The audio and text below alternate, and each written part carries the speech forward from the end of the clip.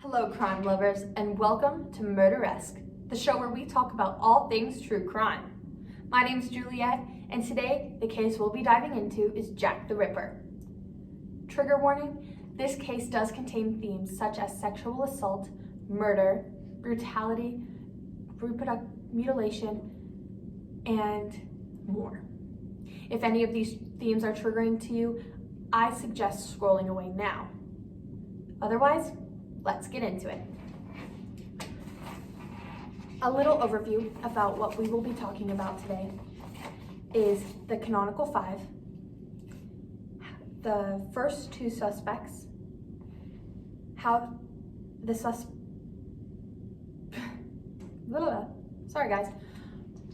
What we will be talking about today is the canonical five, the first two victims, and how this name came to be.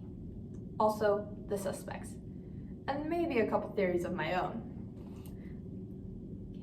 Let's get into it. Some background information. These murders took place in Whitechapel, England, and Spitalfields, London, England, in 1888 to 1891.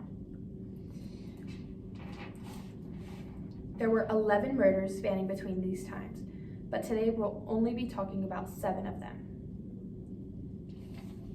So, these were highly populated areas also, but there were no witnesses to help because you'll see. Okay. The first victim was Emma Elizabeth Smith, who was robbed and attacked at around 1:30 a.m. on April 3rd, 1888. She was bludgeoned around her face and got cut around her ear. She was also sexually assaulted. She ended up passing away from her injuries the following day at London Hospital. Now, you may be wondering, if she was so injured, how'd she even get to the hospital? Well, from where she was, 2 people came and found her and took her to the hospital. But they couldn't help because first, they stumbled upon her body, and second, they were too drunk to remember anything. So they weren't much help to the police. But then, a few months later, Martha Tabram was murdered on a staircase landing in George Yard, Whitechapel, August 7, 1888. Her injuries consisted of 39 stab wounds to her throat, lungs, heart, liver, spleen, stomach, and abdomen, with additional injuries sustained to her genital area. She sadly died of her injuries on scene. The cops were stunned by the brutality of both murders, but they failed to connect the 2 cases. They didn't want to believe that there was a serial killer in Whitechapel. Then came along the canonical 5. These 5 women, Mary Ann Nichols, Annie Chapman, Elizabeth Stride, Catherine Eddowes, and Mary Jane Kelly, were all murdered in brutal and very similar ways. So due to the brutality and similarity of these next 5 cases, the police instantly recognized the work as a serial killer and began pouring their resources into investigating the murders. The next 5 murders all consisted of deep slashes to the throat, abdominal, and genital areas, followed by excessive mutilation to their reproductive systems. The attacker finally ended their attack by taking organs such as the kidneys and the uterus.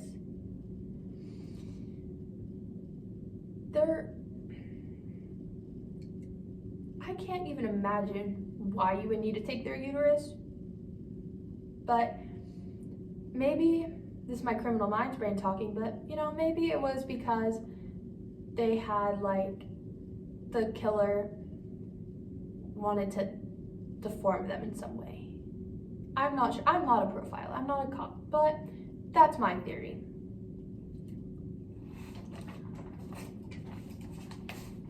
There was a few more murders, 4 murders after these, but we're not going to talk about those today. But The police did profile that the killer was an educated upperclassman who held a job such as a doctor. That makes so much sense, guys. Like, think about it.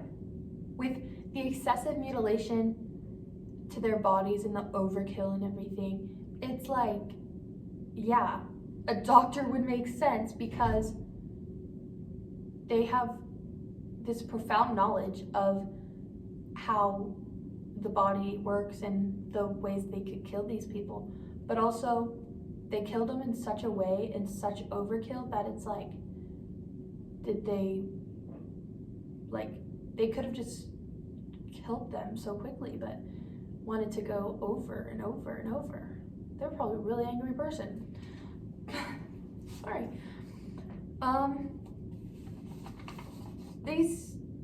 Let's talk about the name really quick. So, the name, Jack the Ripper, also has two other names known for him, the Leather Apron and the Whitechapel Murderer. Jack the Ripper is just the one that stuck. The name originated in a Dear Boss letter written by somebody claiming to be the killer, but the cops theorized that this was a hoax. And the letter was written by someone who just wanted attention for the murders, which, why do you want attention for murders? Like, God, that's insane. That's so insane to me. But another letter was received by George Lusk from the Whitechapel Vigilance Committee, and the cops did not think this was a hoax. They knew this came from the killer because the letter came with half of a preserved human kidney, presumably from one of the victims, which I think I'd freak out. But it just proved that there was a serial killer around. So they started looking for whoever could be behind the Jack the Ripper killers. And also, a little more background for the name Jack the Ripper. Think about it. Like, they knew it was a man. I don't know why they got the Jack, but the Ripper was because of how he ripped his victims to shreds, basically, and stabbed them so many times. But yeah, creepy. So the suspects they had behind Jack the Ripper were Prince Albert Victor, Walter Sickert, and Lewis Carroll, but their prime suspect was Aaron Kaminsky. I think it was Aaron. That's just me though. Sadly, due to the advancements of technology, or lack thereof, the real killer was never found because they couldn't prove that any of the men that they thought could be Jack the Ripper, they couldn't prove that they did this. If we just had DNA technology back then, yeah, they probably could have proved it. But because we didn't have the technology and DNA had not been used to solve murders for like, I think it was like 100 years later, but I could be wrong, don't ask. They really truly just couldn't prove who killed these people, so, which really, really sucks.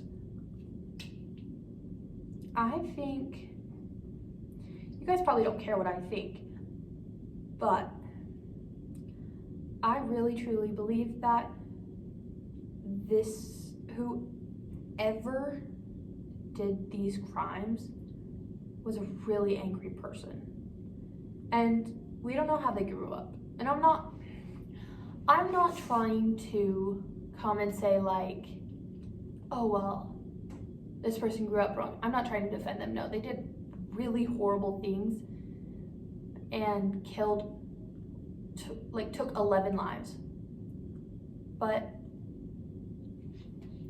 I would really like to know how they grew up. But I can't know how they grew up until we have the evidence. While researching this, I did see an article where they found like DNA evidence and they're like suspecting Aaron Kaminsky, and I'm just like, run the DNA if you can, and then maybe you can find the real killer. But evidence, that's the issue. But I'll wrap this up. Y'all have all the facts now. Tell me what you guys think in the comments. and just put your theories down there. Maybe we'll talk about them. But that is the infamous Jack the Ripper case. If you like this show, please subscribe and like and comment. And I'll see you next time on Muderesque. Till next time, crime lovers.